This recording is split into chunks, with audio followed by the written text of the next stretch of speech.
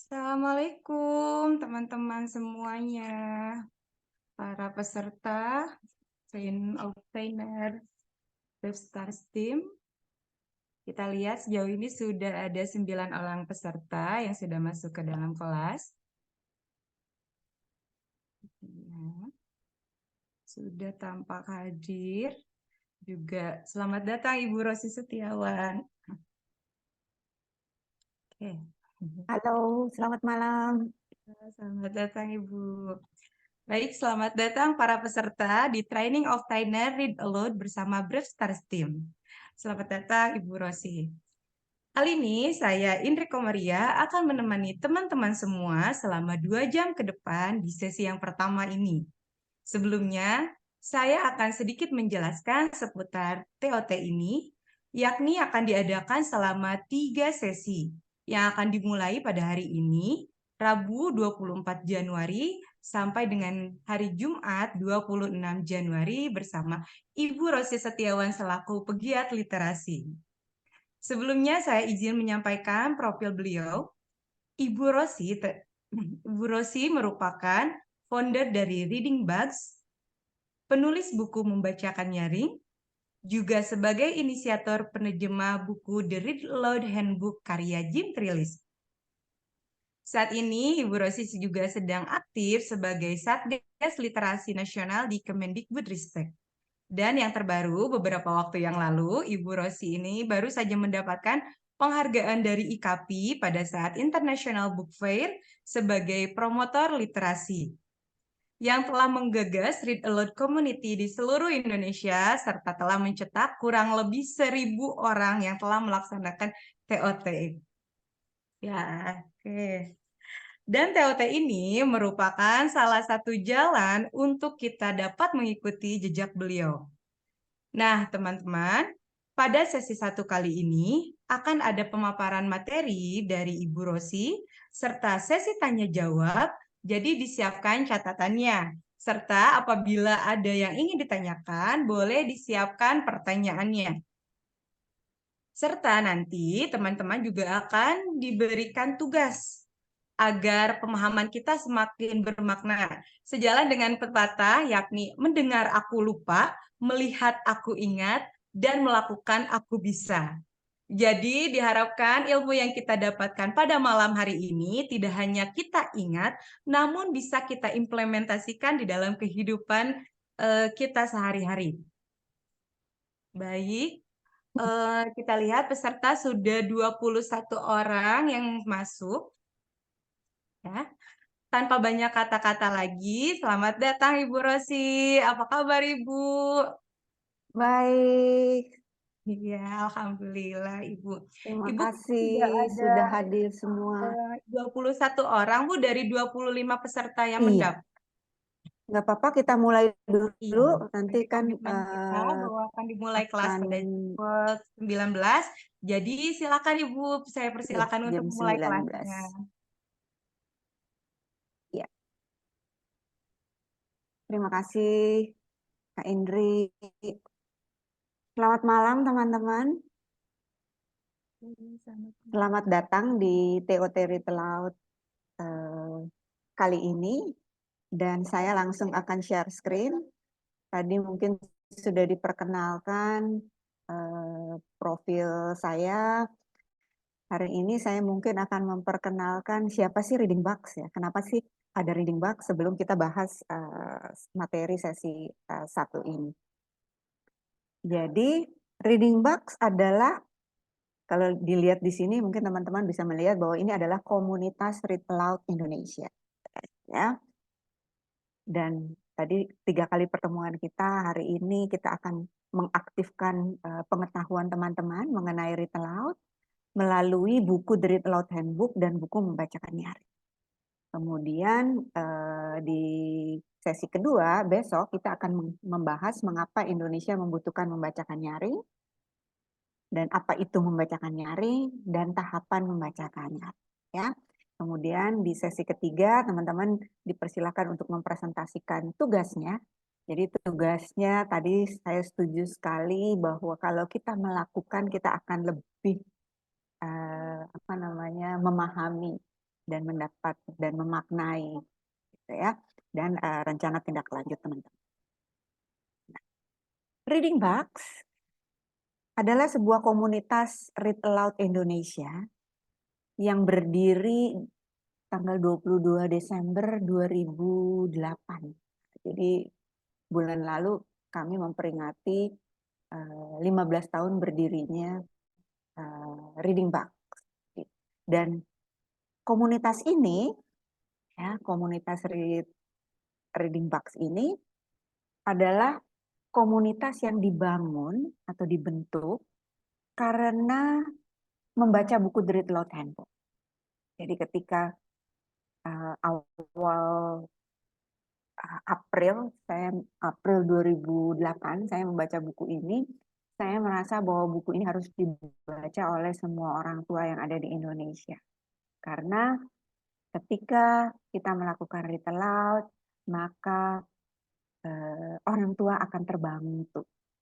Ya, terbantu dengan kemampuan membaca anak, kemampuan berkomunikasi anak. Itulah yang saya rasakan ketika saya membacakan buku.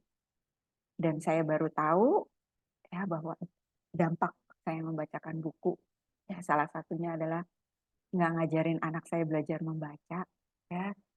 Ini saya pikir karena anak saya cerdas gitu ya. Tetapi ternyata setelah saya baca buku The Read Aloud Handbook, itu adalah dampak dari saya membacakan buku. Itulah yang membuat mengapa saya berinisiatif untuk menerjemahkan buku The Read Aloud Handbook supaya lebih banyak lagi orang tua yang membaca buku The Read Aloud Handbook dan membacakan buku kepada anak sehingga amat sangat terbantu ketika mendampingi anak-anak belajar membaca. Itulah mungkin sekedar sejarah hadirnya buku The Read Aloud Handbook di Indonesia. Dan juga buku inilah yang menghantarkan saya menjadi pemateri read aloud. Ya, karena dari buku ini kami membuat presentasi untuk guru-guru di awalnya, untuk guru-guru taman kanak-kanak ketika kami membagikan buku dari Read Handbook. Justru presentasi yang ya hanya 1,5 jam, ya itu ternyata lebih diminati. Ya. Dan sejak 2000 Januari 2009 lah, ini menjadi kegiatan saya di weekend karena pada saat itu saya masih bekerja. Tapi setelah saya 2014 pensiun, maka ini menjadi kegiatan utama saya. Bahkan hari-hari saya sampai saat ini dipenuhi dengan pelatihan-pelatihan membacakan nyaring dan yang memang ingin menyebarkan read aloud dan ingin meningkatkan skor membaca yang ada di Indonesia. Saya selalu memulai sesi training of trainer read aloud ini dengan quote-nya Jim Trelease. Jim Trelease itu mengatakan bahwa reading is at the heart of education. Reading is first, the knowledge of almost every subject in school flows from reading. Ya, mungkin teman-teman pasti setuju ya bahwa memang semua pembelajaran ya mata pelajaran yang dipelajari di sekolah ya di kurikulum sekolah ataupun itu berasalnya dari membaca. Oleh sebab itu kita harus meletakkan membaca tidak hanya jantungnya pendidikan, tetapi juga meletakkan membaca di tempat yang utama. Dan kita harus meletakkan ya kemampuan membaca menjadi apa namanya pembelajaran yang utama. Ya, membaca adalah salah satu mata pelajaran terbesar yang terpenting dalam kurikulum sekolah atau universitas manapun. ya, bahkan sampai perguruan tinggi membaca itu.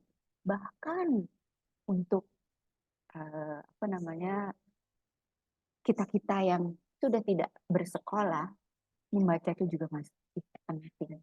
Ya, bahkan di perkembangan teknologi seperti saat ini, ya, di mana informasi tersebar di mana-mana, ya, bahkan kita bisa belajar tanpa harus pergi ke sekolah, ya, karena memang informasi banyak bertebaran, ya, dan sehingga kalau kita punya kemampuan membaca, ya, dan punya kegemaran membaca, pastinya kita akan bisa belajar. Ini adalah daftar isi dari buku The Read Aloud Handbook, terdiri dari 10 bab, didahului dengan pendahuluan. Bab 3 dan bab 4 itu kami olah menjadi tahapan membaca nyaring. Kemudian bab 7 tidak kita bahas setelah pandemi, karena memang di materi ini kita ya, setelah pandemi, ya, kita harus membuat pembelajaran digital itu menjadi sebuah berita baik, ya, karena ketika kita menganggap bahwa pembelajaran digital tidak baik atau buruk, tentunya ketika kita mengalami 24 bulan bekerja dan belajar dari rumah, tentunya waktu itu tidak mungkin dipergunakan untuk belajar. Siapa sih yang menjadi target audiens dari buku The Read Aloud Handbook? Ini dituliskan oleh Jim Trelease. Dia berharap bahwa ada 3 elemen, ya, katakanlah 3 target yang harusnya membaca buku. Ya, nomor 1 adalah orang tua, nomor 2 adalah guru, nomor 3 adalah pustakawan. Ya, jadi 3 target utama. Setelah itu boleh dibaca oleh kakek dan nenek, boleh dibaca oleh relawan literasi atau penyedia penitipan anak, ya, daycare, ya, atau siapapun yang tertarik meningkatkan kegemaran membaca dari satu generasi ke generasi berikutnya dan menyentuh kehidupan anak-anak dengan cara yang lembut dan sepanjang. Inilah. Ya, jadi jelas bahwa kalau kita memang mau, ya, membangun kegemaran membaca menjadi salah satu hal penting yang kita bisa lakukan, yaitu read aloud atau membacakan buku atau membacanya. Nah, tetapi ini juga quote-nya Jim Trelease juga, dia mengatakan bahwa buku ini bukan tentang mengajar anak membaca. Ya, buku ini mengajarkan agar anak mau membaca. Jadi berbeda, ya, bisa. Dan Read Aloud, The Read Aloud Handbook ini mengajarkan agar anak mau membaca. Saya selalu bilang, kalau kemauan yang kita bangun, pasti anak akan mencari jalan sendiri untuk bisa membaca. Ya. Dan ada pepatah pendidikan yang berbunyi bahwa apa yang kita ajarkan kepada anak-anak untuk dicintai dan diinginkan akan selalu lebih besar manfaatnya daripada apa yang kita buat agar mereka belajar. Jadi inilah tools yang membuat anak mau. Tools yang membuat anak mencintai, ya, bukan hanya mengajarkan.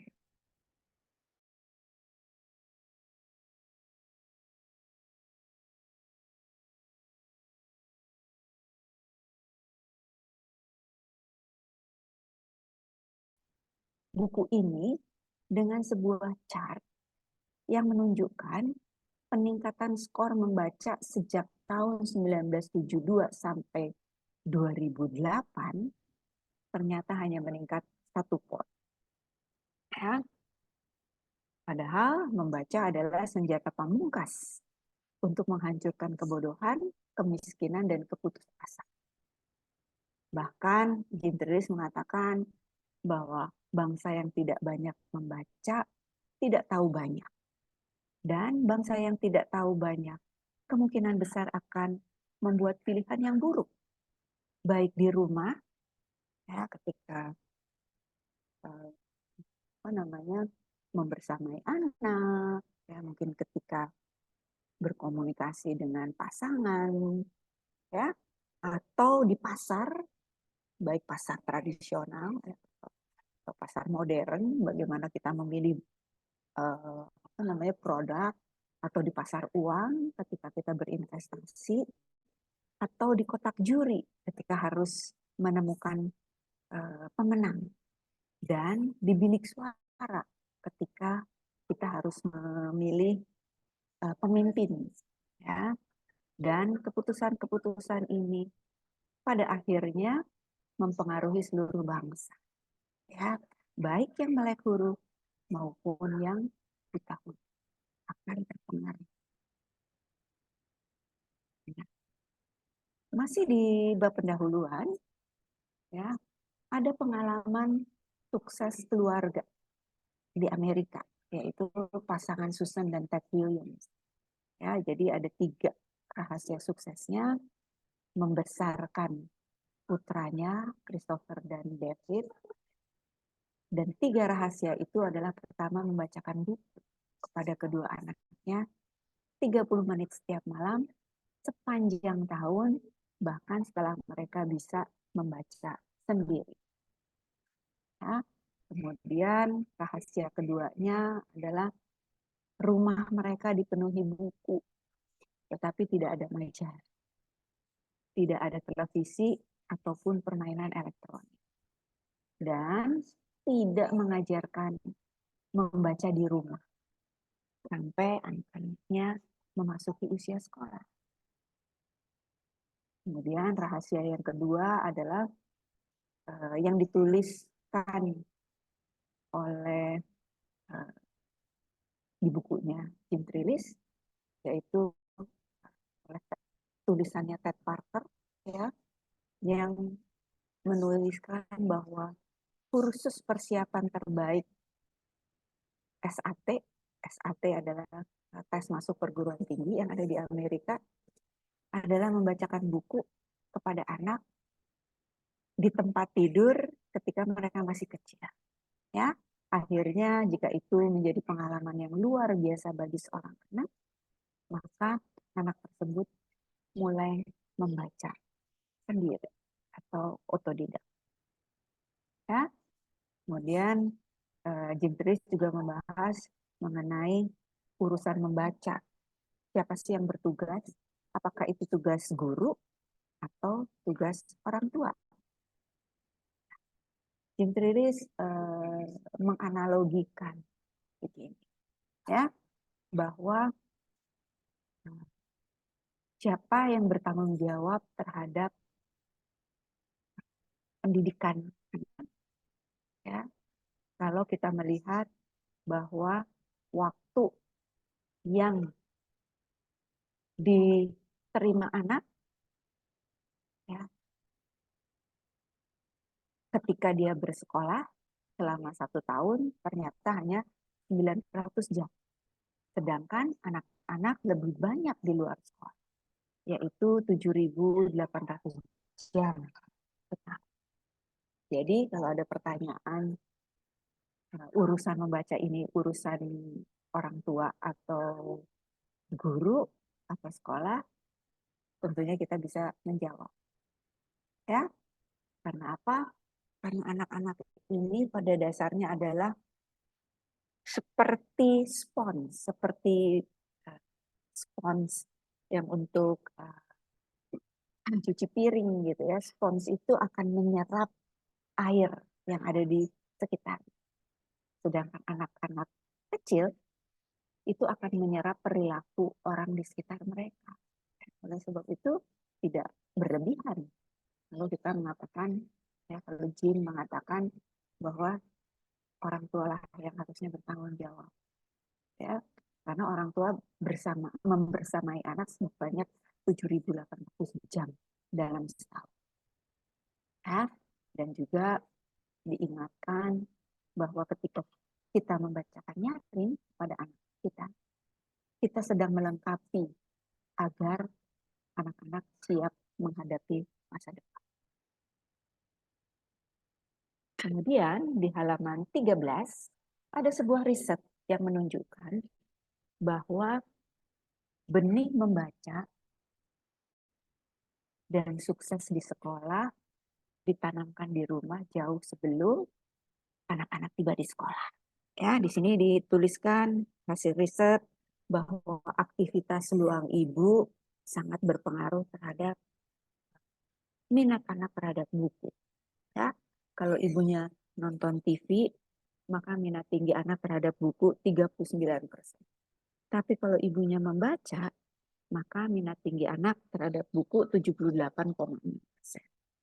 Dan apa yang dibaca ibu juga berpengaruh. Kalau ibu baca koran, minat tingginya meningkat menjadi 80,4%. Tapi kalau ibu membaca novel, maka minat tinggi anak terhadap buku 95,2. Kemudian anak tidak hanya tinggal bersama ibu, tapi juga bersama ayah. Bagaimana peran ayah untuk meningkatkan minat terhadap buku? Ya, kalau aktivitas ayah menonton, maka minat tinggi anak terhadap buku 35%. Tapi kalau ayahnya membaca, minatnya meningkat menjadi 60,7%. Dan apa yang dibaca ayah juga berpengaruh. Kalau ayahnya baca koran, maka minat tingginya 91,1%. Tapi kalau ayahnya membaca novel, ternyata minat tinggi anak terhadap buku hanya 62%.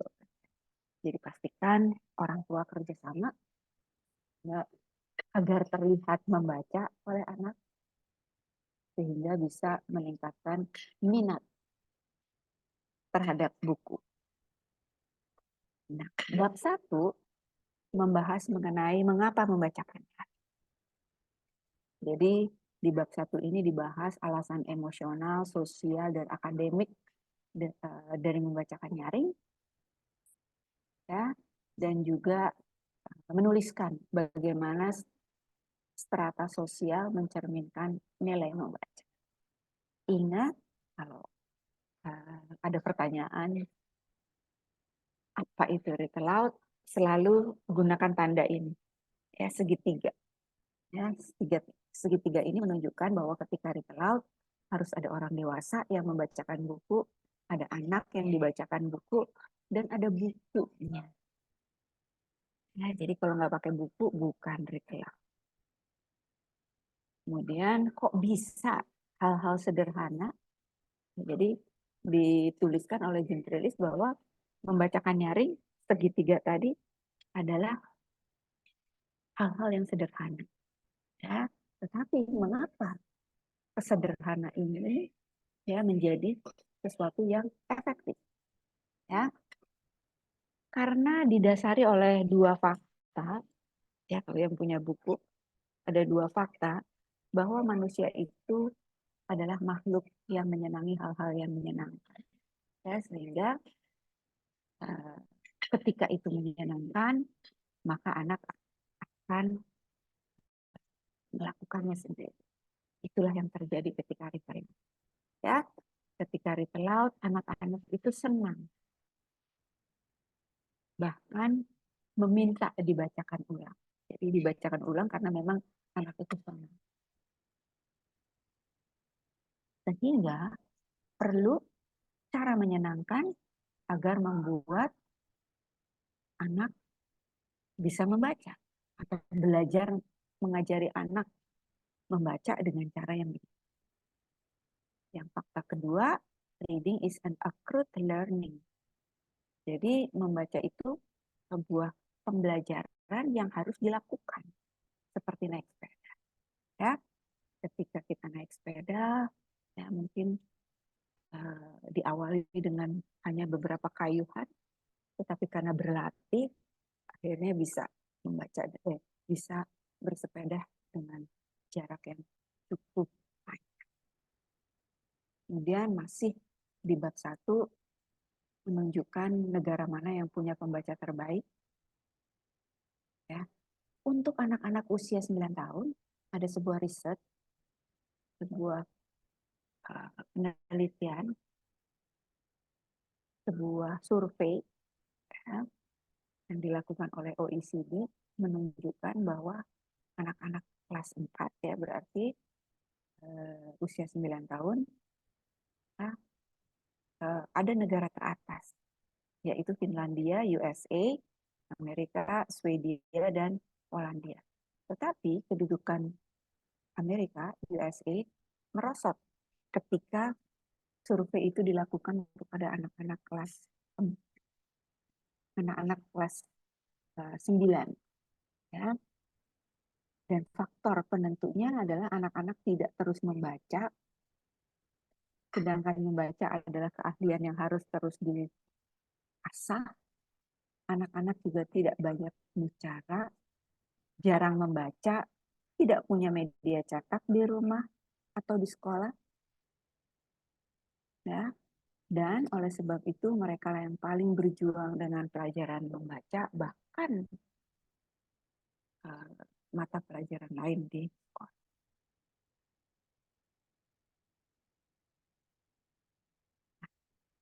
Bagaimana peran guru dalam skor membaca siswa? Guru dapat berperan ketika guru membacakan nyaring. Ini yang ditulis oleh bukunya Gentrylis. Kemudian ada pengalaman membaca mandiri. Nah, inilah dan ada bukunya tentu. Jadi dua kegiatan inilah yang mendorong kegemaran membaca. Kemudian di mana posisi fonik? Fonik, kalau teman-teman masih ingat dulu mempelajari bahasa Indonesia ada yang namanya ilmu fonologi dan fonik adalah sebuah keterampilan di mana anak-anak bisa menggabungkan antara bunyi dan tulisan. Ya, inilah yang disebut fonik. Jadi fonik adalah anak-anak punya kesadaran fonik sehingga tahu bahwa ada bunyi dan bunyi itu adalah mewakili huruf. Ya. Jadi anak-anak belajar tidak hanya huruf tapi juga bunyi huruf sehingga bisa menggabungkan, mendekoding. Ya. Kemudian apa ada bukti membaca nyaring dalam penelitian? Di buku ini ditulis bahwa membacakan nyaring ya, menjadi salah satu trigger orang anak punya buku, ya, memiliki buku yang bisa dibacakan. Ya, di situ ditunjukkan bahwa anak-anak yang dibacakan buku adalah anak-anak yang memiliki skor membaca yang tinggi, baik pria, baik laki maupun anak-anak perempuan. Ya. Kemudian pengetahuan latar. Ya, jadi selain fonik, anak-anak juga perlu punya pengetahuan latar. Jadi pengetahuan latar adalah pengetahuan yang melatar belakangi tumbuhnya pengetahuan. Ya, jadi anak-anak perlu pengetahuan latar. Kemudian keahlian apa yang dibutuhkan seorang anak di taman kanak-kanak? Anak-anak perlu kosakata bicara, kosakata baca, dan kosakata tulis. Ya, sedangkan di TK cukup ya kosakata bicara, kosakata baca, ya, dan kosakata dengar. Kemudian satu keterampilan di taman kanak-kanak yang penting di atas segala, ya, karena merupakan prediktor utama keberhasilan atau kegagalan di sekolah adalah kosakata saat memasuki usia sekolah, ya.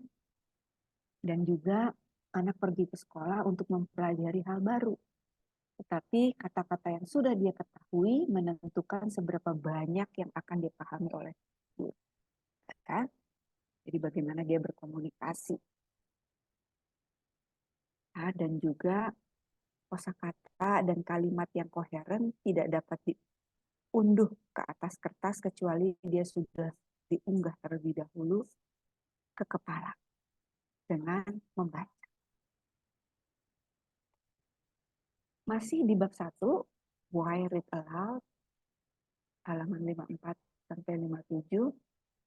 Topik bahasannya adalah bagaimana cara sebagian anak dapat menilai banyak kosakata yang lebih unggul. Ya. Jadi pastikan bahwa memang anak-anak itu berkomunikasi, mempunyai komunikasi bahasa lisan yang baik sebelum dia belajar membaca. Ya. Dan juga percakapan adalah tempat subur tumbuhnya kata-kata. Halaman 57 sampai 58, di mana letak kosakata yang lebih baik, percakapan atau membaca. Ya, setelah kita melihat ya bahwa menjadi elemen dari kegiatan membaca, ya, teori metafornya membaca adalah anak-anak bisa meletakkan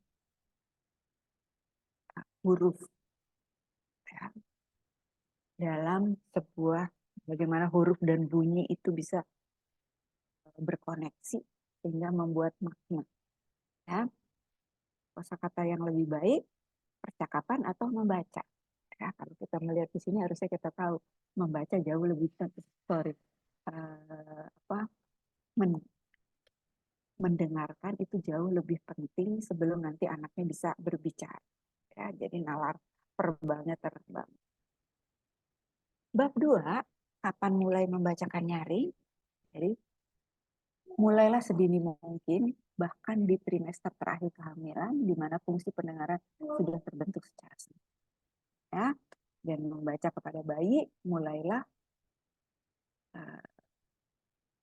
sedini mungkin, karena memang semakin mudah, ya akan semakin mudah dan lebih baik. Kemudian sekolah anak cukup besar untuk diajak bicara.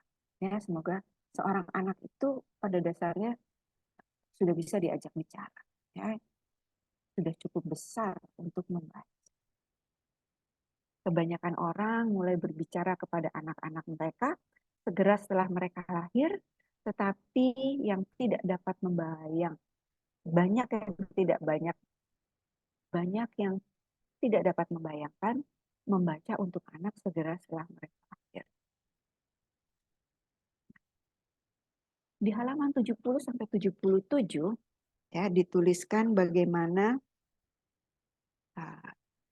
anak-anak berkebutuhan khusus.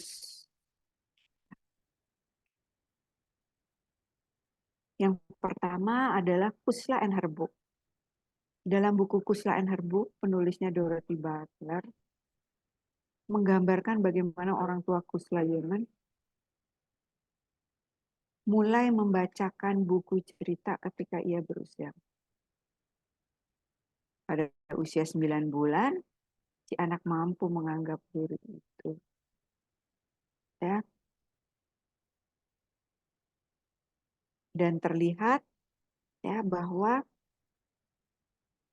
si anak di usia 9 bulan itu mampu menanggapi penampilan buku tertentu dan menyampaikan kepada orang tuanya bahwa itu adalah buku terfavoritnya.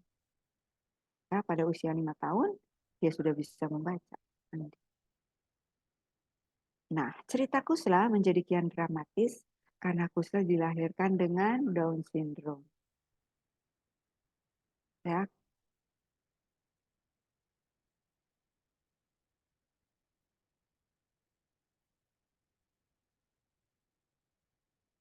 Sorry. Cerita Kusla menjadi kian dramatis karena dia dilahirkan dengan kerusakan kromosom ya yang menyebabkan kelainan bentuk limpa, ginjal dan rongga mulut. Kerusakan kromosom ini juga menyebabkan munculnya kedutan otot yang membuatnya tidak bisa tidur lebih dari 2 jam per malam atau menggenggam ya, menggenggam apapun yang ada di tangannya ketika berusia 3 tahun dan pandangannya kabur di jarak yang melebihi jangkauan tangan. Bahkan sampai usia 3 tahun, ya, dokter mendiagnosis bahwa Kusla akan menjadi anak yang terbelakang secara mental dan fisik, ya, dan merekomendasikan perilaku khusus. Orang tua setelah melihat tanggapannya terhadap buku menolak sebagai guru, sebagai gantinya mereka membacakan 14 buku sehari. Di usia 5 tahun, tadi kita sudah melihat, ya, dan juga menurut psikolog, ia memiliki intelektual jauh di atas rata-rata temannya dan juga mampu bersosialisasi. Cerita berikutnya atau testimoni berikutnya adalah testimoni yang di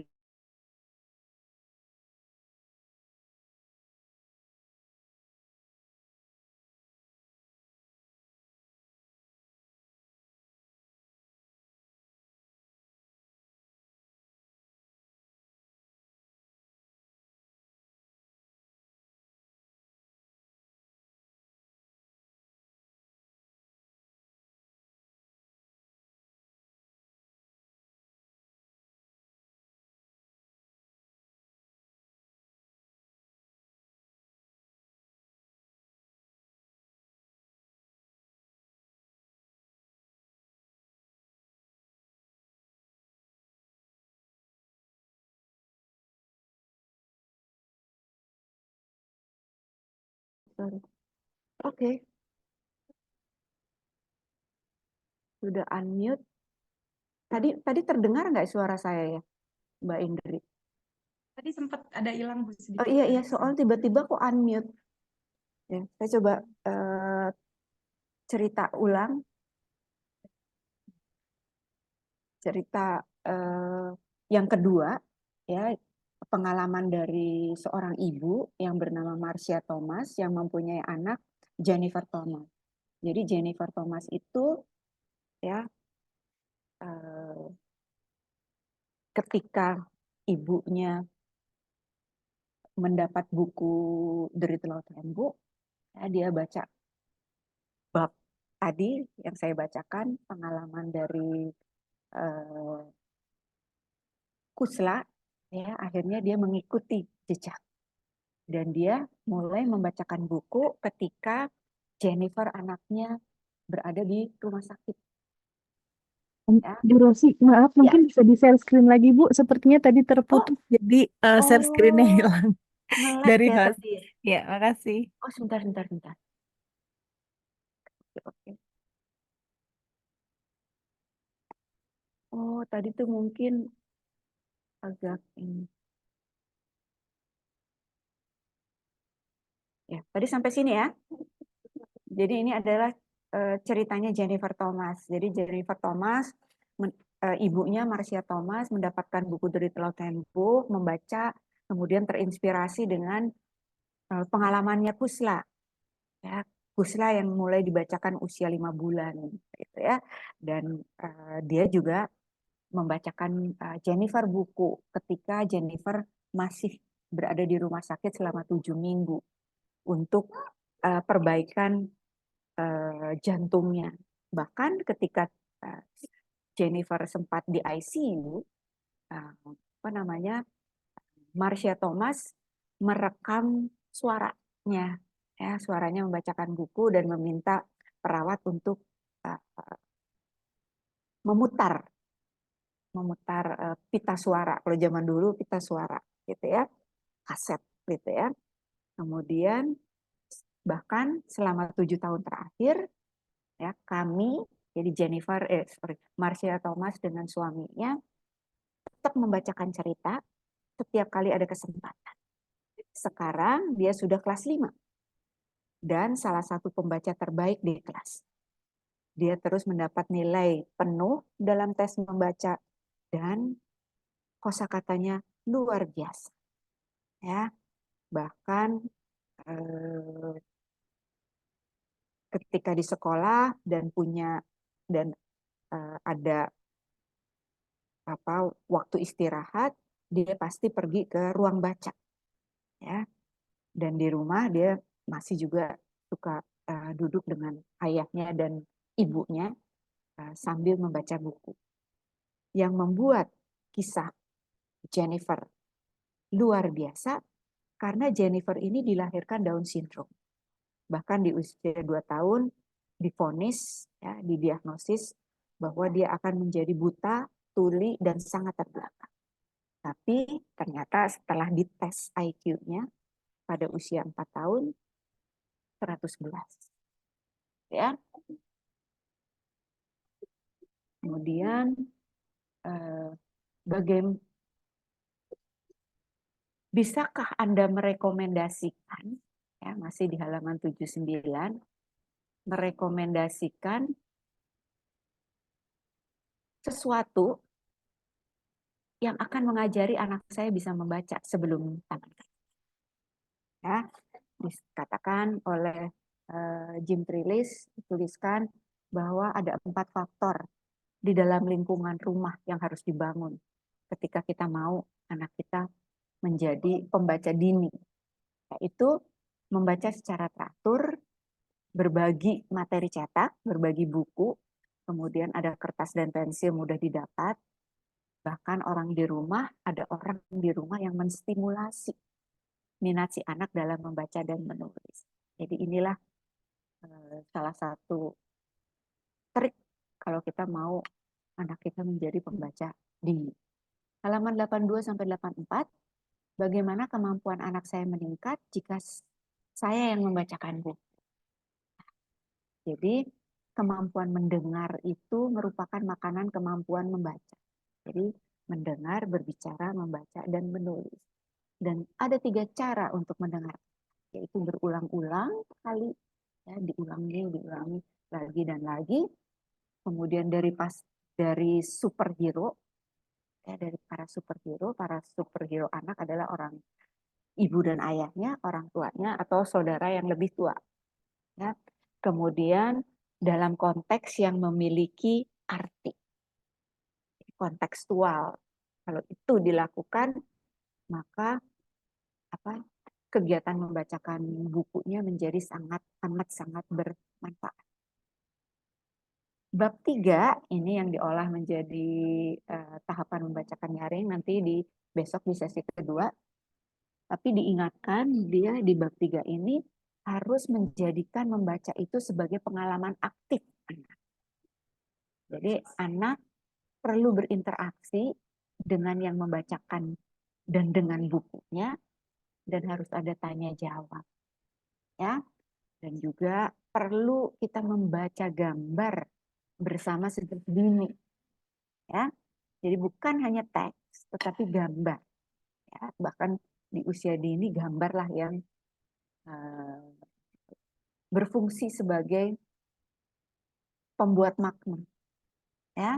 Dan juga seiring bertambahnya usia, bergiliran membaca, interaktif, dibuat semakin menarik. Dan juga membangun rentang perhatian dan memperluas rentang perhatian. Membangun kedekatan dengan anak, kedekatan antara anak dengan buku dan dengan yang membacakan buku. Mengapa mereka perlu buku yang sama dibacakan berkali-kali? Jadi anak itu atau kita akan mengalami hal yang sama ketika kita membacakan buku. Tiba-tiba anaknya minta dibacakan buku yang sama berkali-kali. Ya, anak-anak akan belajar bahasa pada dasarnya dengan mendengarkan secara berulang-ulang, atau istilahnya adalah immersion, pendalaman. Ya, saat membacakan buku, imbangi dengan pengalaman luar ruang anak. Ya, dan juga pengalaman latar belakang, ya, berpengaruh terhadap pendalaman. Bagaimana dengan kosakata yang tidak dikenal anak? Apa yang harus kita lakukan? Jadi pastikan bahwa kalau ada dalam sebuah kalimat bahkan paragraf ada kosakata yang tidak dikenal, maka anak cenderung ya mengalami kesulitan membaca. Saat membacakan buku dan menemukan kosakata yang dikenal diperlukan penjelasan ya, dan bagi orang tua yang buta huruf atau semi buta huruf bisa membacakan buku kepada anak. Gunakanlah wordless book atau buku tanpa kata atau puzzle ya. Anak-anak kecil, anak kecil memperoleh kata secara tidak langsung. Pertama dengan mendengarkan ya, ketika orang berbicara membicarakan ya, kemudian menggunakan kata-kata untuk berbicara dengan orang. Bab 4 do and don't-nya televisi ya.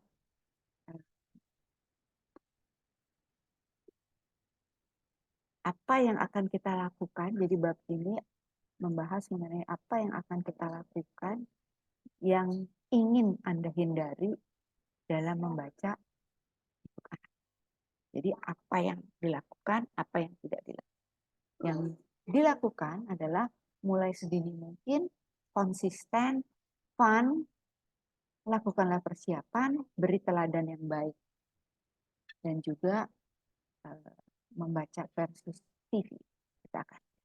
Yang tidak bisa dilakukan adalah jangan terlalu serius, jangan terlalu santai, dan jangan salah pilih buku.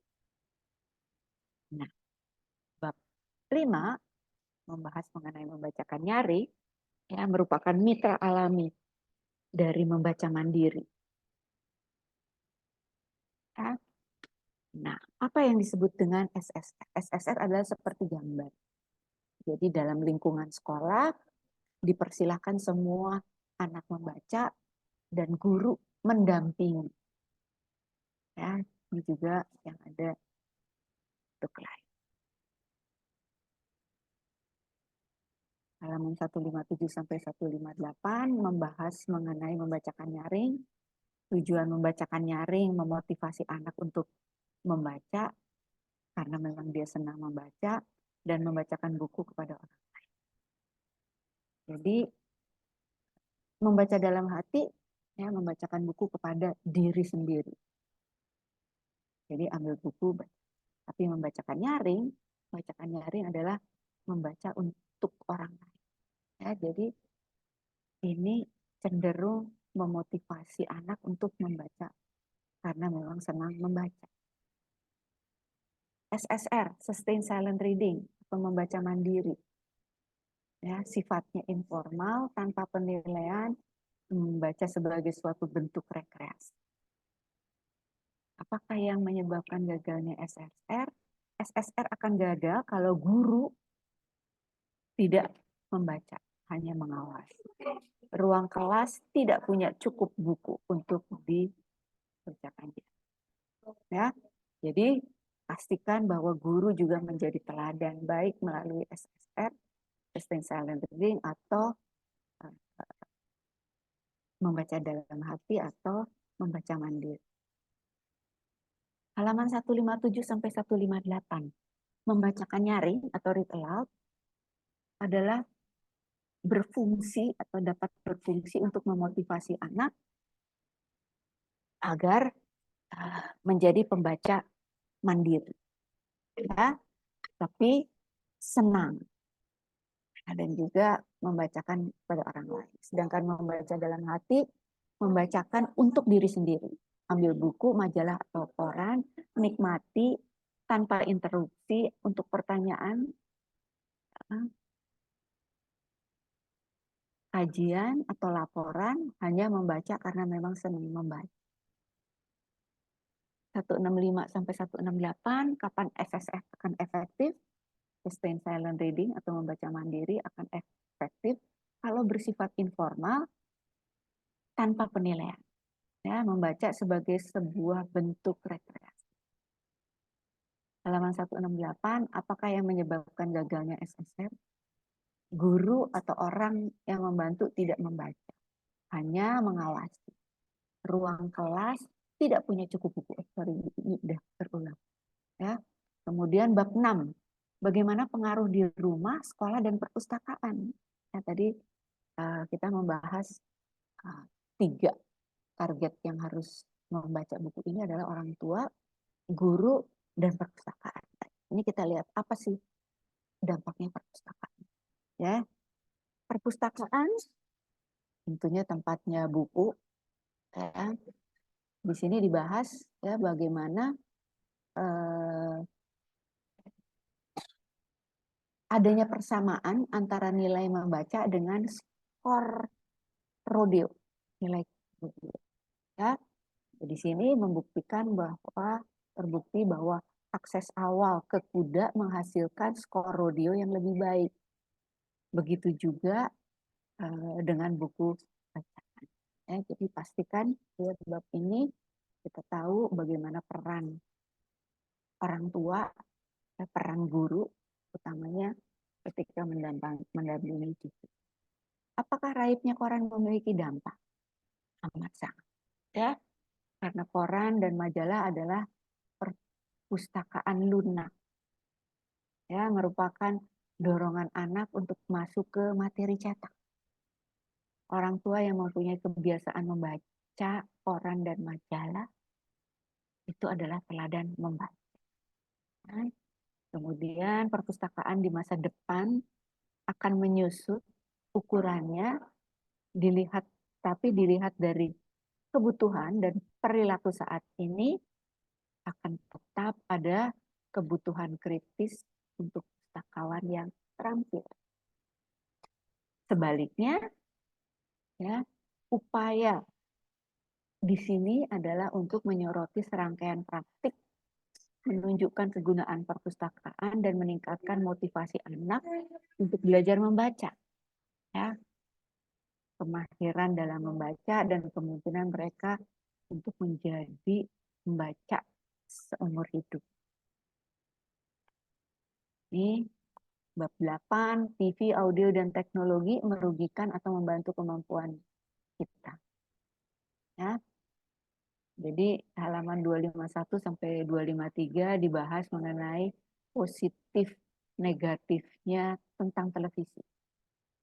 Ya, cerita tentang bagaimana Ben Carson. Ya. Ben Carson adalah ketika sekolah mengalami penurunan nilai akademik, akhirnya orang tuanya memutuskan untuk pembatasan, ya, dan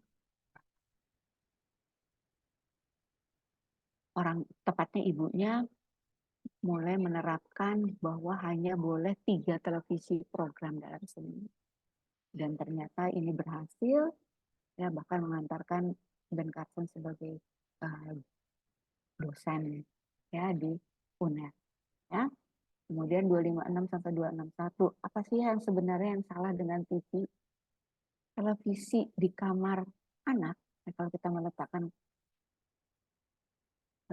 televisi di kamar anak, tentunya anak akan lebih sering menonton. Akibatnya mendapat nilai yang buruk. Ya, kemudian usia untuk anak-anak dan remaja dihubungkan dengan pencapaian gelar baru dicapai di usia 26 tahun. Ya, dan juga program pendidikan ada televisi yang kita sekarang tahu dari TV Indonesia hanya punya Malaysia, ya.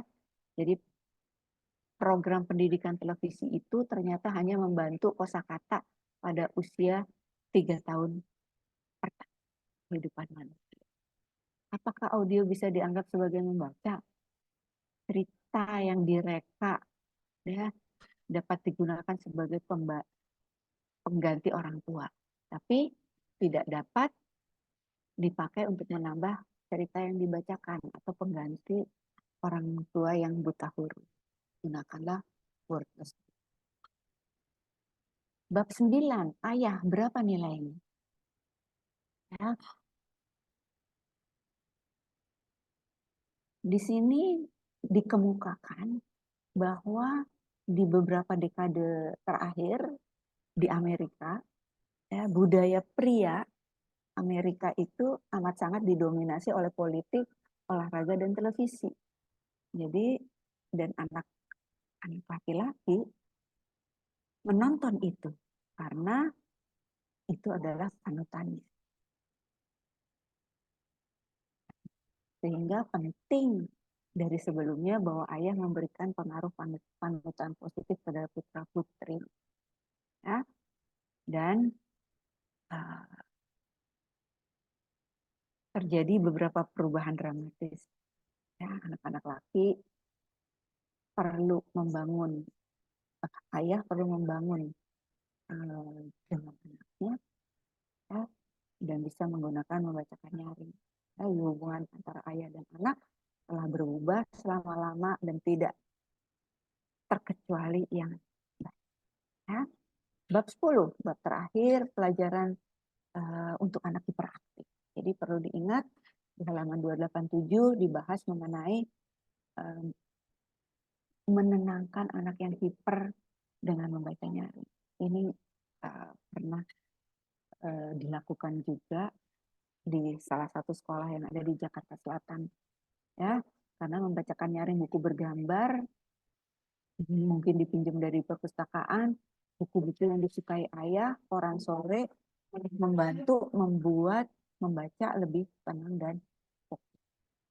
Ya, bahkan hal-hal rahasia memotivasi membaca remaja adalah pengalaman membaca yang menyenangkan didapat dari teman, keluarga, pustakawan, guru-guru melalui dibacakan setiap hari. Ya, Jim Terlis menuliskan bahwa dia membaca untuk anak-anak remajanya saat mereka melakukan tugas rumah tangga. Ya, dan kita bisa membaca untuk anak-anak kita yang lebih besar dengan cara yang sama hari ini dengan artikel yang menarik yang kita temukan di ponsel atau perangkat. Pesan terakhir dari buku ini adalah bacakan terus. Bacakan selama anak-anak mengizinkan untuk dibacakan. Ya. Dan cobalah menemukan sesuatu yang dapat terjadi atau menjadi alasan untuk membaca bersama dan akan dinikmati bersama. Keterampilan membaca dan mendengar ternyata mulai menyatu ketika anak-anak kelas 8. Sampai saat itu, ya, anak-anak biasanya mendengarkan pada tingkat yang lebih tinggi daripada yang mereka. Anak-anak dapat mendengar dan memahami cerita yang lebih rumit, ya, dan ini daripada yang mereka bisa baca sendiri di luar ikatan emosional yang terjadi antara orang tua dan anak, antara guru dan siswa. Ya, kemudian Anda memberi makanan kata-kata yang lebih tinggi melalui melalui telinga, akhirnya mereka akan mencapai otak dan terekam di mata pembelajar. Ya, sekarang buku membacakan nyaring, buku yang saya tulis tahun 2016, menjawab tantangan publisher saya, ya, akhirnya diluncurkanlah membacakan. Nah, di bab pendahuluan dari membacakan nyaring, dituliskan cara mudah mengembangkan literasi. Yang pertama adalah termotivasi materi cetak. Yang kedua adalah kesadaran materi cetak, kosakata, kesempatan narasi, pengetahuan huruf, dan kesadaran bunyi. Inilah yang penting, ya, menunjukkan minat pada buku dan mengetahui bahwa buku itu menyenangkan, atau membangun kesadaran materi cetak, ya, memahami bagaimana cara kerja buku, kosakata, mengetahui nama benda dan kegiatan, kemudian keterampilan naratif itu kemampiran untuk berkomunikasi bahasa lisan, jadi dia mampu bercerita, ya, dan juga kronologis ya, mengetahui tentang bunyi huruf, rima, suku kata. Dan ini adalah masih dipendahulukan, yang menuliskan ada 3 cara efektif untuk apa namanya,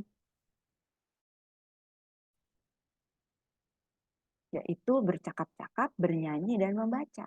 Ini adalah 3 elemen penting ketika apa namanya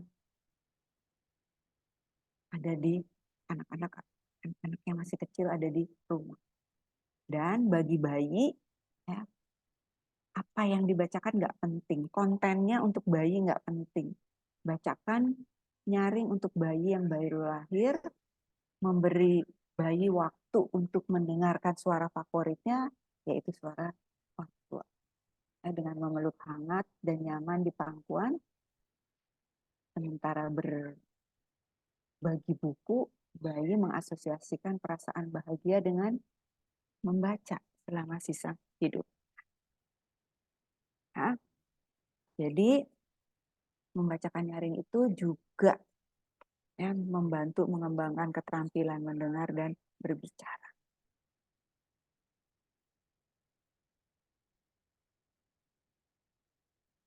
Nah, manfaatnya kalau kita membacakan nyaring untuk anak 0 sampai 24 bulan, ya, pertama perkembangan otak lebih optimal.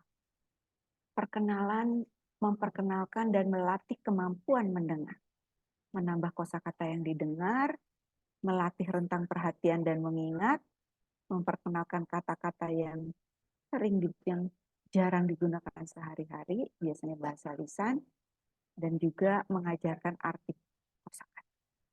Ya. Yang ketujuh, karena ada 12, yang ketujuh adalah memperkenalkan konsep media cetak atau tulisan. Yang kedelapan adalah memperkenalkan konsep gambar atau ilustrasi, merangsang imajinasi dan indera lainnya, memperkenalkan konsep buku dan belajar, mendekatkan orang tua dengan bayi, bahkan mampu menenangkan, dan juga menjadi teladan membaca.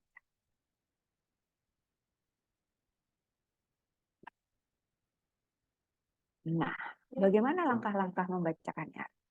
Ya, ketika kita membacakan nyaring, pastikan kita mengikuti. Pertama adalah langkah sebelum membacakan nyaring, langkah saat membacakan nyaring, dan langkah setelah membacakan nyaring. Setelah itu, kita ya kenali tahapan bayi. Ya, jadi di usia 0 sampai 2 bulan itu adalah tahapannya mendengar. Ya, jadi merupakan masa gembira bayi dengan suara kedua orang tua. Ya, bersuaralah ketika membaca, usahakanlah bayi mendengar.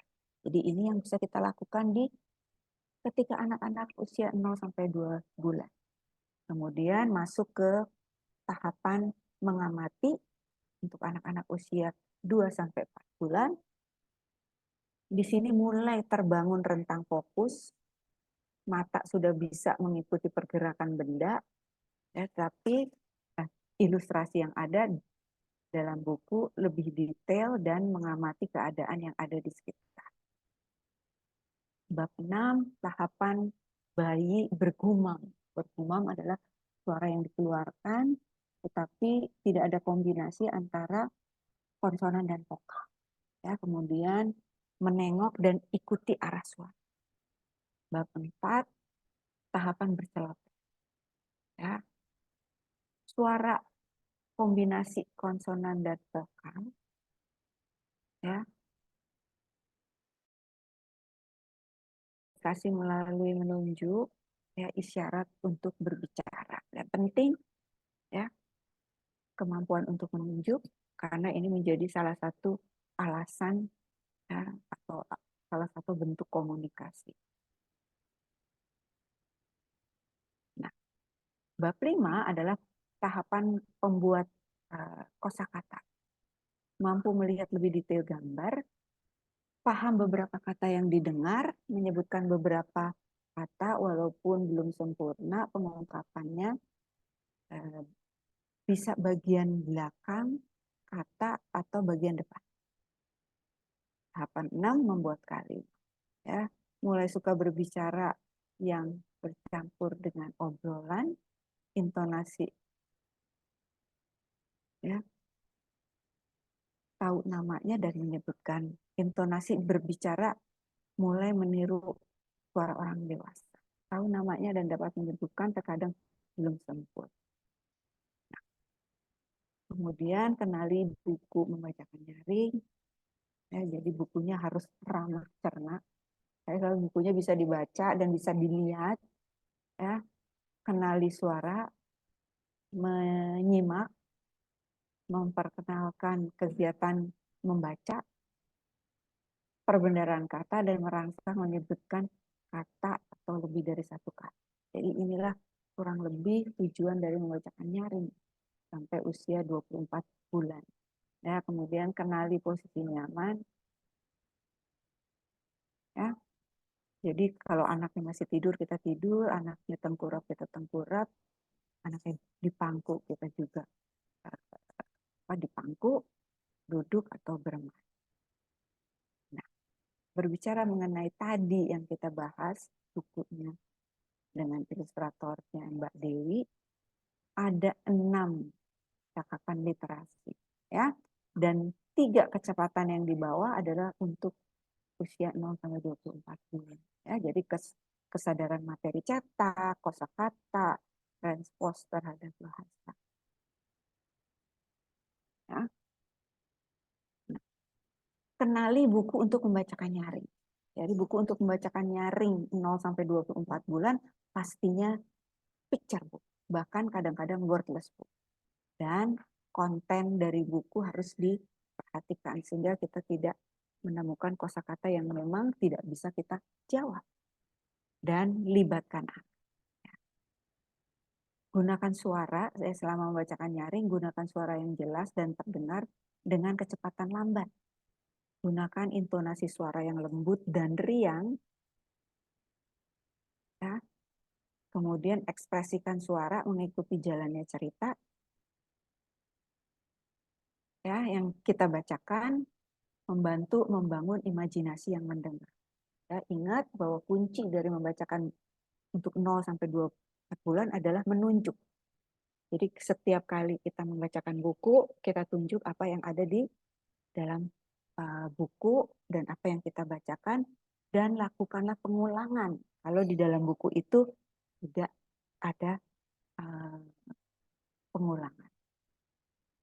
Nah, setelah membacakan nyaring, buat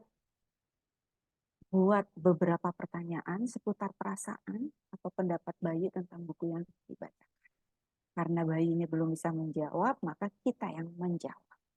Dan perlu membiasakan membuat kata-kata sederhana dan menutup pintu, ya, atau membacakan nyaring yang meringkas atau mengkonfirmasi atau menolak. Ini penting. Ini akhir dari paparan saya. Sekarang saatnya kita teman-teman boleh bertanya. Silakan. Oke, terima kasih Ibu. Pokoknya kalau sudah pemaparan materi sesi pertama itu kita kayak udah dibikin melek banget dari fundamental, dari Read Aloud sendiri, dari bukunya Jim Trelease, dari Read Aloud Handbook, dan dari buku Membacakan Nyaring. Gimana teman-teman semuanya? Pasti sudah banyak mencatat, banyak catatan-catatannya, barangkali sudah banyak yang penasaran, ada yang ingin ditanyakan. Oke, kita sudah sampai di sesi tanya jawab. Teman-teman yang mau untuk mengangkat tangannya atau raise hand, dan boleh dibuka kamera dan mic-nya. Atau kalaupun yang tidak bisa, boleh dicatat di kolom komentar. Oke, sudah mulai ada. Silahkan, ada yang mau raise hand? Jadi jelas ya teman-teman, kegiatan membacakan nyaring itu ya tinggal ambil buku, bacain. Bacakan kepada anak. Itu kan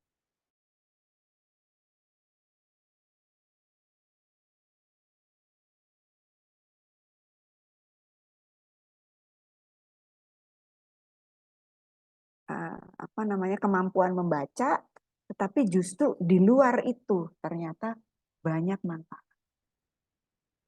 Bener banget. Ya, ada manfaat secara Kebetulan anak saya juga kan, bukan waktu itu anaknya speech delay ya Bu.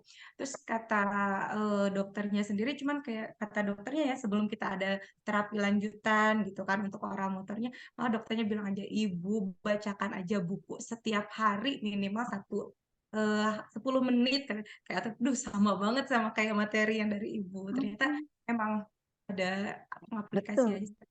karena memang secara apa namanya sains memang sudah ada penelitiannya gitu. Jadi, terima kasih banget tuh dokternya, kan kalau dokter yang ngomong lebih powerful ya. Ya, gitu. Boleh. Oke, kita udah ada satu pertanyaan dari Mbak Yusrita. Bu izin bertanya, apakah boleh bila read aloud-nya sesekali dilakukan dengan bahasa asing atau bahasa Inggris lainnya? Sangat boleh. Bahkan saya mendorong orang tua sekarang itu membacakan nyaring bahasa Inggris dan bahasa Indonesia. Harus Karena apa? dituntut. Karena tadi kan salah satu elemen yang didapat anak ketika membacakan nyaring adalah kosakata. Jadi kalau kita bacain buku bahasa Inggris, anak-anak akan mendapatkan kosakata bahasa Inggris. Dan ketika kosakata bahasa Inggris sudah masuk ke dalam kepala anak, ya, sehingga kalau nanti dia belajar bahasa Inggris tinggal dipanggil di kosakata itu. Saya sudah pernah mendengar, sudah masuk ke dalam tangki kosakata anak.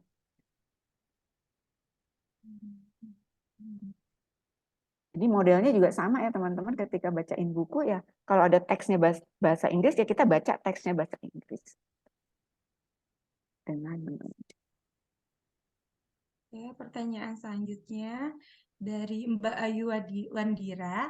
Bu izin bertanya, bagaimana cara memberikan umpan balik positif kepada anak selama dan setelah sesi read aloud gitu? Cara pemberian.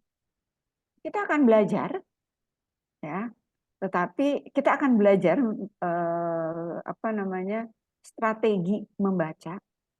Ya, strategi membaca itu ada kurang lebih 8 atau 9, tapi kita akan fokus kepada 4 strategi ya, yang membuat kita akan bisa berkomunikasi dengan anak menggunakan buku yang sedang kita bacakan.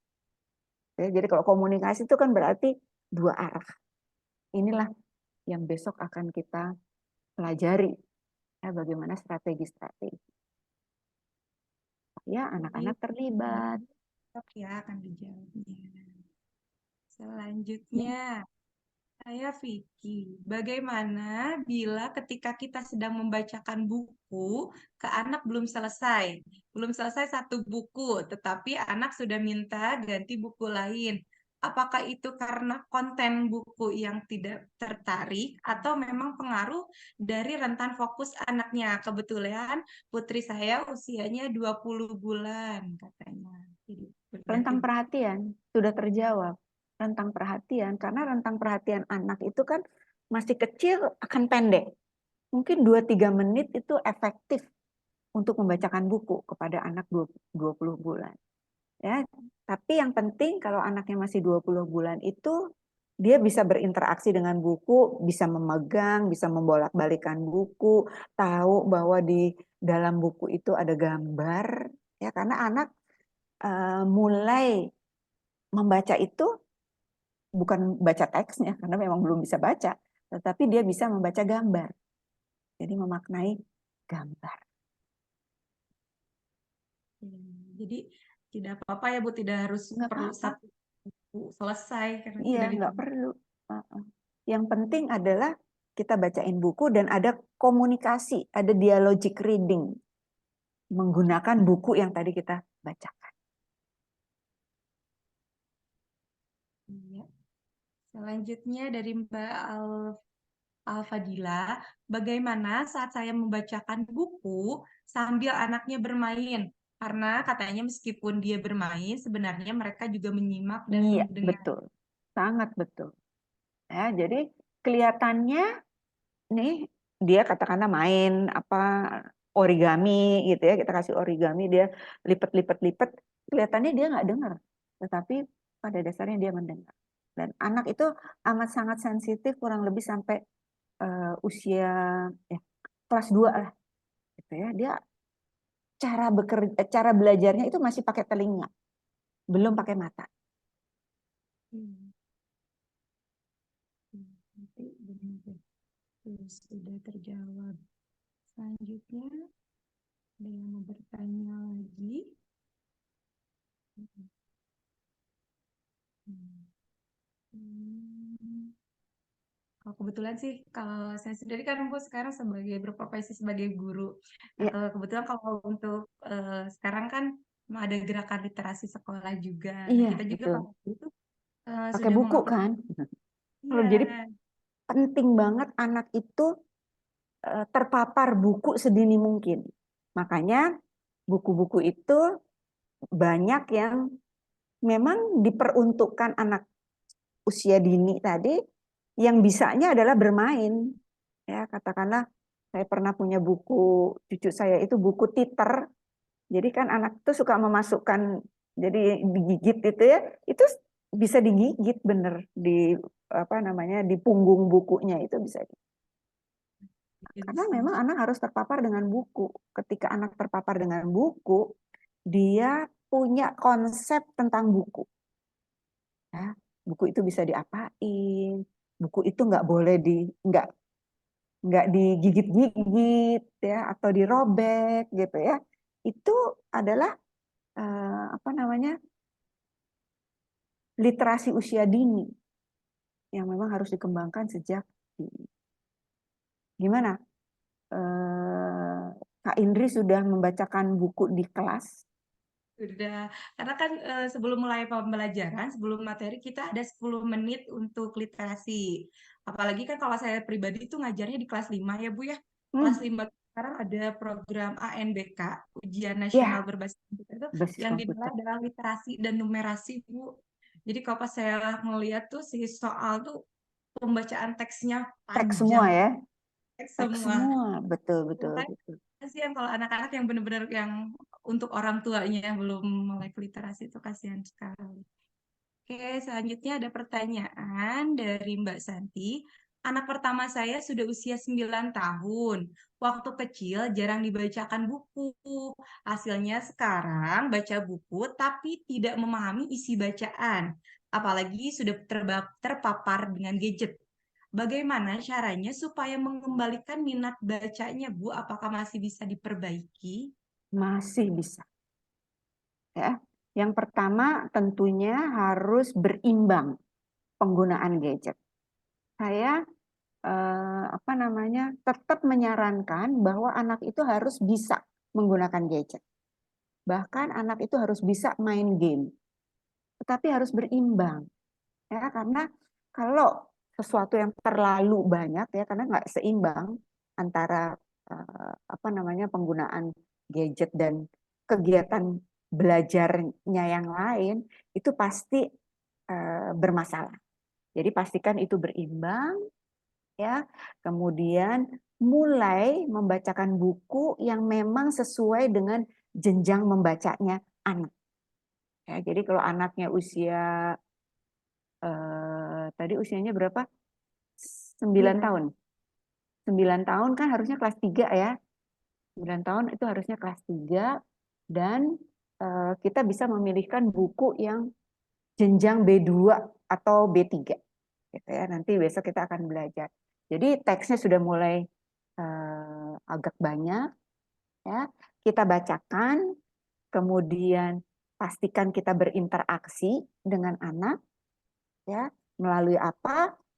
Kita melalui apa namanya, mendorong anak untuk, ada 4 strategi sih ya, mendorong anak untuk memprediksi apa yang ada di dalam buku atau mengkoneksikan dengan pengalamannya, mempertanyakan ya, tanya itu bisa apa, siapa, di mana, bagaimana, kemudian mendorong anak untuk merangkum, menceritakan kembali ya, menggunakan dengan jari. Jadi itu. yang bisa dilakukan. Jadi pastikan bukunya sesuai, ya, jadi tidak terlalu sulit dan tidak terlalu mudah. Besok kita akan belajar juga bagaimana jenjang membaca, kemudian pastikan ada dialog menggunakan 4 strategi tadi. Jadi tadi. Selanjutnya dari Selamat malam Bu Rosi, saya Via Rizka. Izin bertanya, apakah perlu mengevaluasi efektivitas read aloud yang kita lakukan kepada anak? Kebetulan, nih, kepada anak, kebetulan anak saya usia 4 tahun dan saya telat memulai read aloud itu pada anak saya yang usianya hampir 2 tahun. Jika perlu, bagaimana cara kita itu untuk ada efektivitas? Iya, hampir sama dengan tadi jawabannya, tapi yang ini bukunya adalah buku yang memang pembaca dini. Bisa buku konsep, buku tentang apa namanya, buku cerita juga, tapi ceritanya akan berbeda. Ya, karena memang kalau untuk anak 4 tahun itu ya ceritanya mungkin lebih sederhana lagi daripada anak-anak yang. Jadi bisa. Kemudian bagaimana sikap kita ketika anak memotong saat kita bicara, harus dijawab. Ketika dia motong atau berkomentar, harus diberi kesempatan untuk berkomentar. Ya, karena membacakan nyaring itu tujuannya adalah menikmati prosesnya.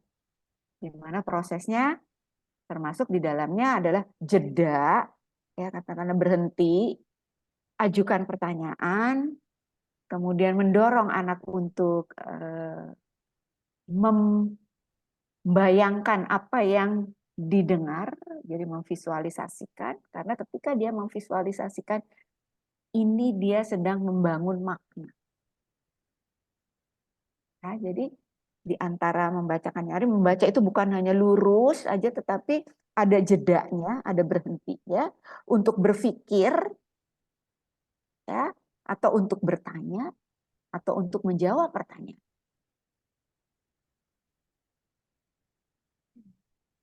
Selanjutnya Berikutnya. dari Mbak Mahmuda Tunisa, ini sepertinya lebih ke testimoni ya. Anak saya termasuk ABK. Sekian lama saya bacakan buku selama masa batita. Tidak pernah diperhatikan bukunya dan tidak pernah dilihat sama sekali. Namun ketika dia bisa mulai berbicara di usia 3,5 tahun dan mulai sekolah di playgroup, ternyata dia tiba-tiba bisa membaca lancar di usia 4 Wow. tahun. Padahal teman-temannya masih dalam tahap menghafalkan alfabet dan belajar mengeja. Disitulah saya baru paham manfaatnya read aloud. Meskipun sulit sekali mendapatkan fokus atau kontak mata dari anak selama proses read aloud berlangsung sampai saat ini. Jadi Wow, ini ya, udah dapat manfaatnya. Aduh, keren banget, itu menjadi pembaca otodidak. Bacanya bisa sendiri ya. Oh, keren banget, keren keren. Oh, saya merinding nih kalau melihat ini. Aduh. iya, benar-benar. Selanjutnya, dari Mbak Mutia. Jadi anak saya senang baca buku dari kecil karena memang saya kenalkan dari kecil. Tetapi makin besar, anak saya keingintahuannya jadi lebih besar. Jadi bukan lagi buku anak yang dia ingin tahu, Ensiklopedia. tetapi sudah mulai lebih tertarik pada koran, sampai buku majalah, ensiklopedia, sampai buku resep masakan, Bu. Apakah tidak apa-apa buku yang tidak sesuai dengan umurnya, padahal anak saya masih berumur 4 tahun. Jadi, eh, sepanjang ada pendampingan, jadi dia bisa paham, ya, bacakan aja. Karena dia, tapi kita nggak maksa kan, dia mau kan, nggak apa-apa. Tapi ada pendampingan, karena banyak mungkin ya konteks-konteksnya adalah bukan konteks anak gitu ya, kalau buku ensiklopedia yang buat orang dewasa. Tapi usahakanlah ya, anak 4 tahun harusnya bacanya buku. 4 tahun ya tadi, sorry, Iya. anak 4 tahun harusnya bacanya buku anak SD gitu ya. Dan ensiklopedi juga sekarang sudah ada yang ensiklopedi bergambar, itu boleh. Tapi kalau memang itu keinginannya, nggak apa-apa sepanjang ada pendampingan. Karena banyak nanti dia tidak bisa memperkirakan, tidak bisa mengkoneksikan, muncul pertanyaan-pertanyaan yang harus dibantu dijawab oleh orang dewasa yang ada di sekitar. Oke. Selanjutnya dari Mbak Yusi, anak saya baru usia 4 tahun, tapi dia lebih suka dibacakan semacam asi. Oh, hampir Iya, iya, iya. sama. Sama. Jadi, Biasanya anak laki-laki senangnya gitu loh. ya, ini kebetulan anak laki-laki lebih senang kepada komik-komik sains untuk anak usia 7 tahun, apakah tidak apa-apa. Jadi, Ya. mungkin kalau anak-anak lebih ingin tahunya lebih Iya, iya, iya. Tapi teman-teman tahu nggak bahwa komik itu bukan buku? Komik adalah komik. Tampilannya komik apa? Ada apa namanya papan gitu ya. Dan di dalam papan itu ada gambar-gambar. Dan di dalam gambar ada balon bicara. Dan apa yang dituliskan di balon bicara? Adalah kosakata bahasa lisan. Sedangkan yang kita mau adalah anak-anak mendapatkan kosakata bahasa buku dari buku. Kalau kosakata bahasa lisan dapat aja dari kita berkomunikasi secara lisan.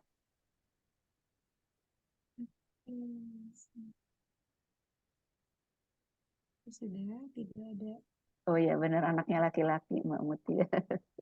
Itu kalau anak laki-laki lebih Iya keingin tahu. betul. Jadi ensiklopedi pengetahuan tuh lebih cepat. Karena apa?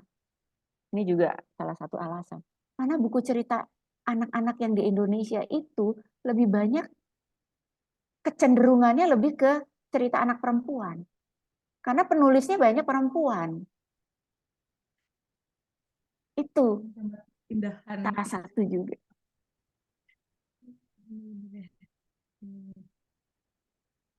Ya, selanjutnya, teman-teman ada yang mau bertanya lagi? Masih ada yang bertanya? Sudah. Wah, ini saya bertemu dengan ibu-ibu yang sudah membacakan buku. Keren. Ya, Nah, selanjutnya ini ada Mbak Kasparina. Karina mau bertanya, anak saya umur 6 tahun dan masih belum terlalu lancar membaca. Saat saya membacakan cerita, si anak selalu pengen dibacakan cerita itu yang berulang-ulang. Apa itu maksudnya ya, Bu? Jadi eh, ini adalah salah satu yang juga dituliskan dalam bukunya Jim Trelease. Kita akan melihat anak-anak itu minta dibacakan buku yang sama berulang-ulang. Bahkan untuk jangka waktu yang cukup panjang. Bisa 6 bulan bukunya itu-itu aja. Bahkan ada halaman favoritnya. Nah ini saya lagi di rumah cucu saya nih, di rumah anak saya. Dia punya buku serinya 8, satu seri 8. Ya, kemarin saya tidur sama dia sudah ngeluarin 3, 3 buku.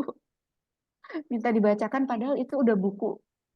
Mungkin lebih dari 6 bulan gitu. Punya itu, padahal anaknya kelas 9, umur 9, udah lancar baca, tapi tetap minta dibacakan kalau ada saya. Sebelum tidur tuh minta dibacakan. Jadi nggak apa-apa. Dia punya apa namanya cantolan yang belum nempel gitu. Ada hooknya. Jadi dia masih mau. Itu Mbak Novela.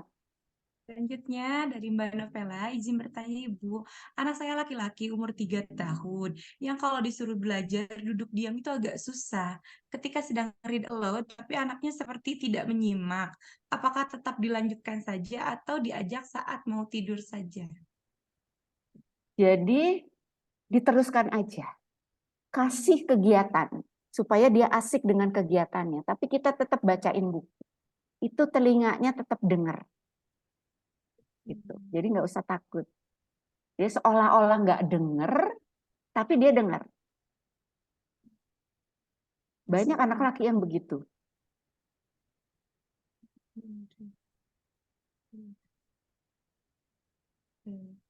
Memang ya Bu, maksudnya untuk pembacaan nyaring itu maksudnya untuk dibacakan buku itu tidak hanya untuk anak kecil, bahkan untuk di SD kelas Yes, tinggi pun SD kelas kelas tinggi, betul. semua juga mereka Bu udah lebih antusias padahal mereka sudah bisa membaca mandiri Yes. kegiatan. Ya, karena gini, tadi jadi kemampuan membaca anak dengan kemampuan mendengar itu baru nyambung di kelas 8. Jadi anak akan lebih paham kalau dia dibacakan dibandingkan dengan dia membaca mandiri. Memang perlu latihan supaya sinkron antara kemampuan. Jadi membaca itu kan dua proses ya. Satu adalah mendekodingkan. Jadi membaca huruf-huruf dirangkai menjadi kata. Tetapi perlu, ini kita bahas besok sebenarnya. Tetapi di samping itu dia harus memaknai si teks itu. Gitu. Nah, kadang ada anak tuh yang kalau misalnya yang anak yang awam tidak terpapar dibacakan terlebih dahulu, tiba-tiba di sekolahnya dituntut membaca, kadang anak tuh kayak seolah hanya bisa baca tapi Bisa kurang bisa. membunyikan huruf, tetapi tidak bisa menangkap makna. Ya, gitu. Ini akan berbeda dengan anak-anak yang sering dibacakan buku. Dia bisa memaknai. Oke, selanjutnya ada dari Mbak Nova, izin bertanya, bagaimana jika read aloud dengan soundbook, Bu? Soalnya kalau dibacakan buku, dia lebih sibuk mencet-mencetin bukunya gitu. Soundbook. Sekali-sekali soundbook bisa. Tetapi suara orang tua jauh lebih powerful daripada suara si buku. Dan juga tujuan dari membacakan nyaring kan bukan hanya sekedar membaca buku atau mendengar si kita membacakan, tetapi ada interaksinya. Nah, di interaksi tadi menggunakan 4 strategi membaca tadi yang harus kita latihkan kepada anak.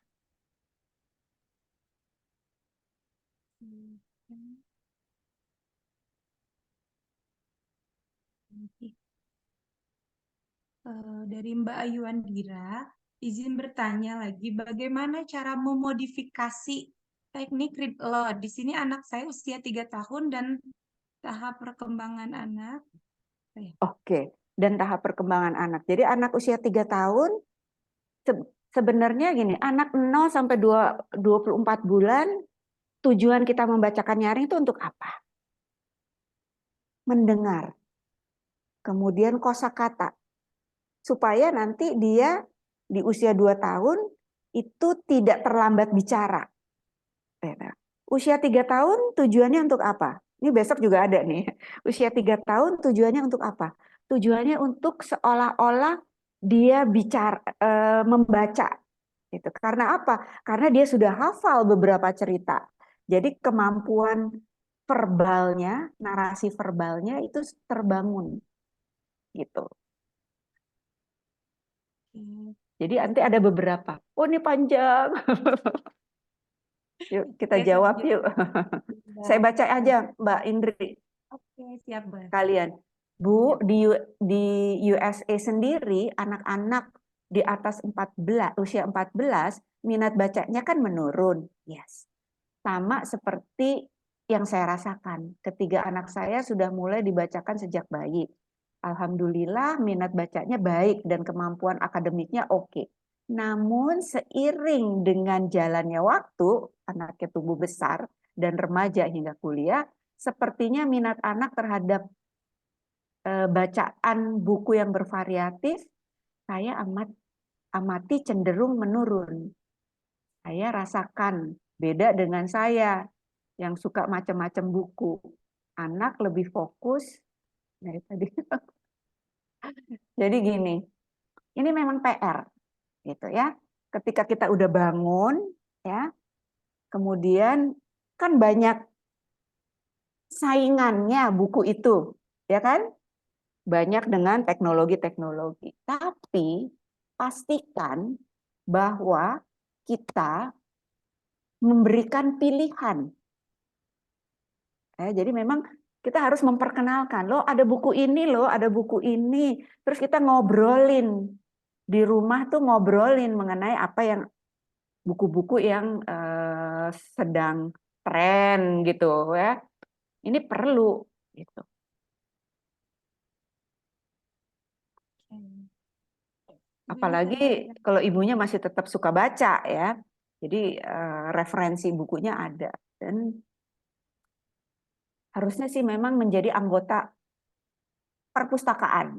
Jadi member dari sebuah perpustakaan, karena ini akan bisa untuk punya alternatif pilihan buku, dan atau ikut book club gitu ya, atau membangun book club untuk mempertahankan tadi kebiasaan membaca supaya nggak luntur gitu ya.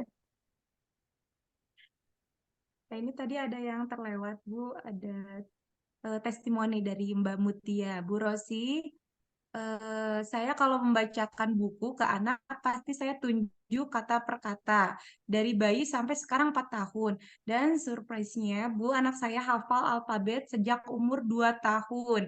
Dan bisa Wow, membaca per kata sejak 3 umur tahun. 3 tahun, walaupun belum lancar. Tapi benar-benar berpengaruh ya, Bu, membacakan buku. Yes, sambil Baik saya menunjuk. menunjuk itu. Amat Oh iya, seru. bahkan kalau saya mengaji, saya pasti menunjuk juga. Dan alhamdulillah anak saya sudah hafal surat Yasin. Wow, keren banget. Iya benar, menunjuk.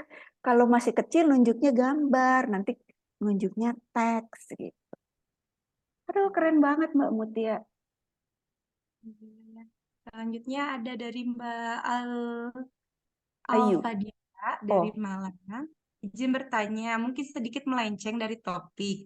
Kenapa ya membaca di buku dengan membaca di komputer itu lebih meresap pada saat kita membaca di buku? Padahal betul. materinya sama. Ini terjadi juga pada murid saya di sekolah. Saat mengerjakan ujian di sekolah, dilihat dari jawabannya, kalau mengerjakan di komputer, jawabannya lebih banyak yang salah daripada dengan menggunakan kertas. Itu memang kalau pengalaman saya begitu. Karena saya adalah produk buku buku fisik gitu ya. Tapi seiring bertambahnya teknologi, harusnya anak bisa belajar dua-duanya, Mbak Alfadia. Ya. Nah, salah satu manfaat dari bermain games, ya, variasi games, ya, kan macam-macam kan, itu adalah tadi kemampuan untuk menanggapi atau memahami apa yang ada di dalam buku digital itu menjadi berimbang dengan buku fisik gitu. Dan itu dua-duanya sekarang suka atau nggak suka, nih sekarang inilah pergi ke puskesmas aja gitu ya, kan suruh daftarnya aja pakai digital. Jadi semua harus beradaptasi. Otak kita pun beradaptasi harus. Jadi harus dilatih. Sekarang anak SD juga udah ujiannya berbasis komputer Iya, kan. ya belajarnya nonton video gitu kan, terus ada infografis gitu kan, anak-anak SD kelas 3 ini cucu saya. Bu. Seperti itu. Oke, mungkin cukup sekian dulu ya sesi pertanyaan karena kita Oke. sudah masuk hampir jam 20. Oke, untuk semua pertanyaan sudah saya bacakan dan sudah Ibu Rosi jawab. Teman-teman, apabila masih ada yang belum terjawab atau masih ada yang ingin ditanyakan, kita masih ada 2 hari ke depan. Iya, kita akan lihat besok ya, apakah ini praktik-praktiknya yang sudah dilakukan ibu-ibu di sini, apakah sesuai dengan paparan saya, gitu ya. Ya. Selanjutnya saya izin menyampaikan tugas terlebih dahulu pada malam hari ini. bahwa hari ini kita sudah mendengarkan materi dari Bu Rosi, pasti banyak catatan atau highlight teman-teman yang sudah ditulis di buku catatannya dan ada rencana tindak lanjut dan lain sebagainya. Nah, dari yang didapatkan hari ini, silahkan teman-teman semuanya di follow Instagram Ibu Rosi, Brave Stars Team, dan Mompreneur Mandira. Nanti akan dikirim ke grup tugasnya dan akun-akun yang harus di follow dan di mention. Jadi buatlah postingan apa yang dirasakan dan didapat oleh teman-teman semua pada saat mengikuti Train of Trainer Read Aloud di sesi pertama ini. Misalnya dari yang tidak tahu menjadi tahu atau rencana teman-teman ke depannya. Karena apa? Karena campaign dari TOT ini adalah teman-teman menjadi penggerak literasi yang bertujuan untuk mengajak para orang tua lain untuk membacakan buku kepada anaknya sedini mungkin. Jadi, postingan teman-teman itu ditunjukkan agar semakin banyak orang yang bisa tertarik untuk meningkatkan kemampuan literasi untuk anak dan keluarganya. Baik, cukup sekian untuk sesi pertama di hari ini. Silakan Ibu Rosi apabila ada closing statement-nya. Senang sekali hari ini terus terang bertemu dengan pelaku Read Aloud. Tadi sesuai yang sudah disampaikan bahwa tujuan dari pelatihan ini adalah membangun kemampuan teman-teman untuk bisa menyebarkan Read Aloud. Terima kasih. Oke, kita foto bersama dulu teman-teman semuanya. Boleh dibuka galerinya agar bisa posting hari ini kita sesi 1 TOT, Read Aloud Brave Start. Boleh, saya tunggu ya. Yuk, cepet yuk, biar bisa langsung posting-posting. Oke, ada Mbak Eka, Mbak Nina, Mbak Anissa, Mbak Riris, Mbak Elis, Mbak Mutia, Mbak Kasparina, Mbak Novela, Mbak Evi, Mbak Yenita, Mbak Dwi masih, Mbak Vindi, sama Mbak Tia masih oke? Siap ya, Mbak Yose. Halo Yose. Mbak Yose, Mama Seta. Hai, oke, ya. Saya hitung ya, siap semuanya. Oke, Mbak Mutia masih ya. 1, 2, 3, cheese.